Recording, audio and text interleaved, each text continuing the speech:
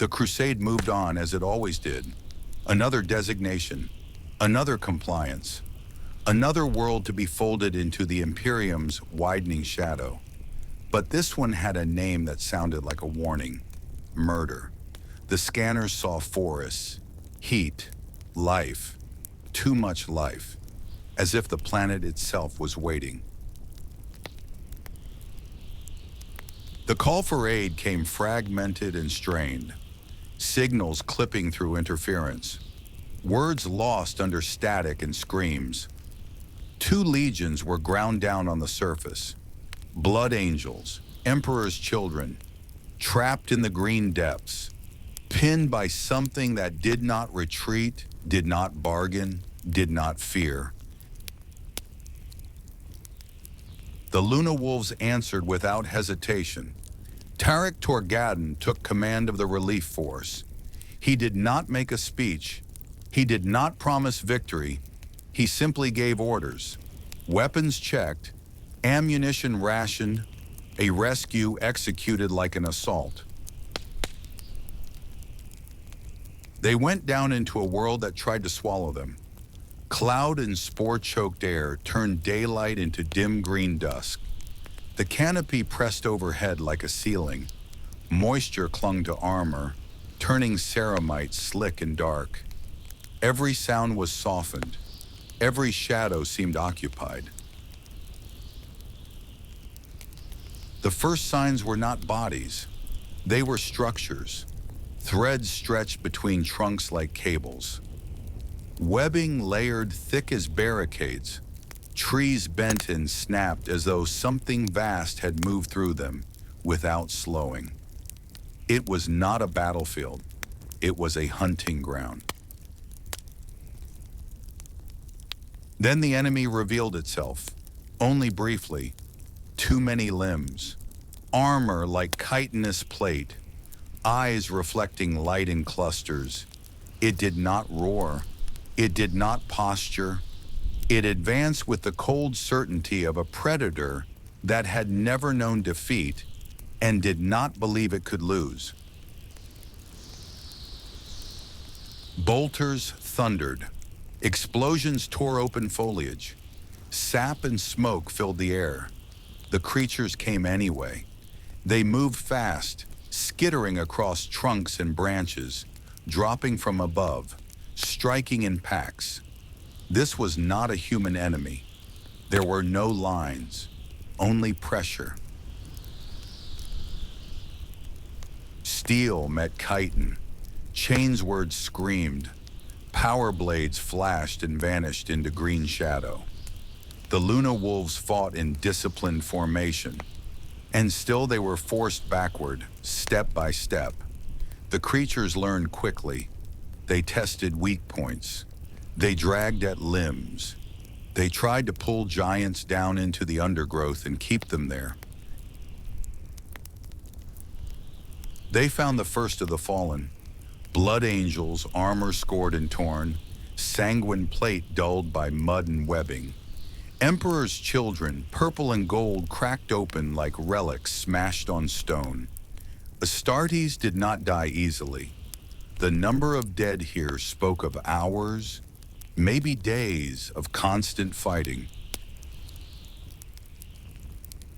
A new signal cut through the interference, a survivor's beacon, faint but steady, as if it had been guarded with the last of someone's strength.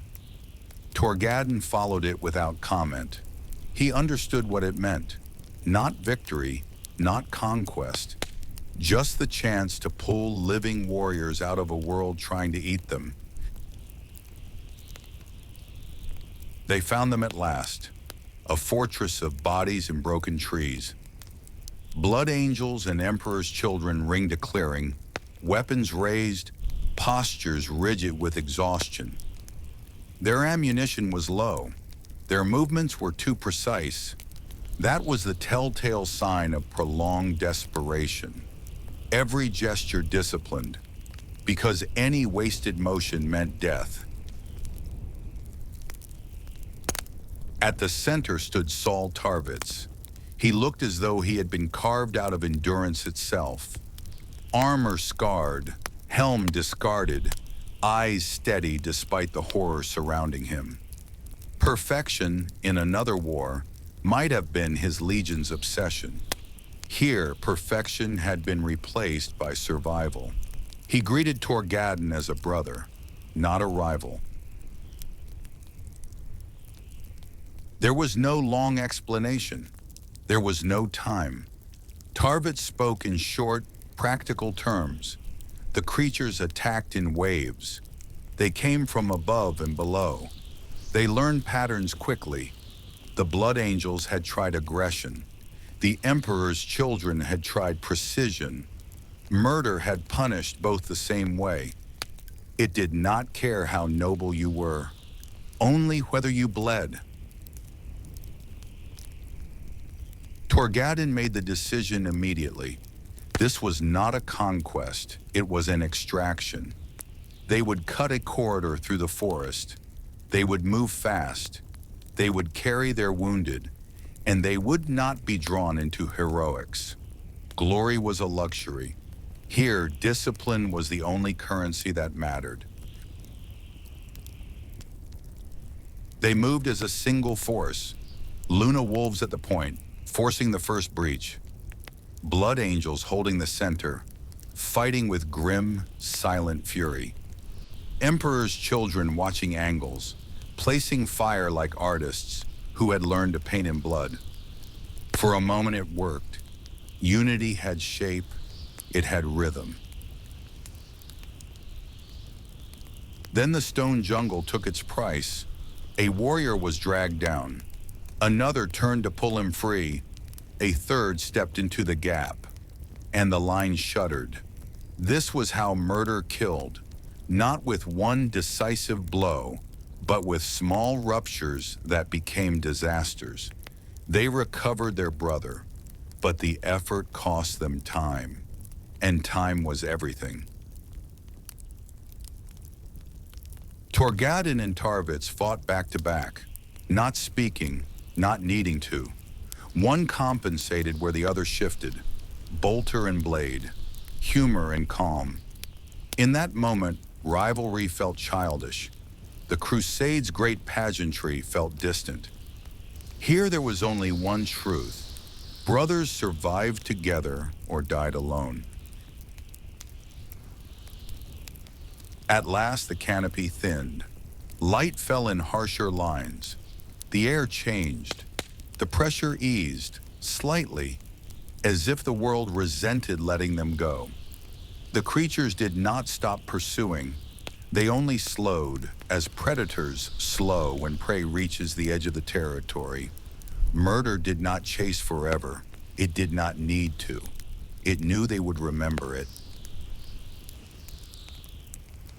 They counted the survivors in silence. Names were spoken, numbers recorded, honors offered with restraint. The dead were too many for celebration. The victory, if it could be called that, was simply that some had escaped at all. Respect passed between legions without ceremony, not because friendship had been declared, but because they had endured something together that few would ever understand. And yet, even here, beneath the exhaustion and the soot, pride began to reassert itself. Who had held the line longest? Who had killed the most? Who had led and who had followed? Brotherhood had saved them, but brotherhood had its own dangers, because it could be used to justify silence and to demand loyalty over truth. The crusade moved on. Murder fell behind them. But something had been proven on that world. Unity was possible, and it was fragile.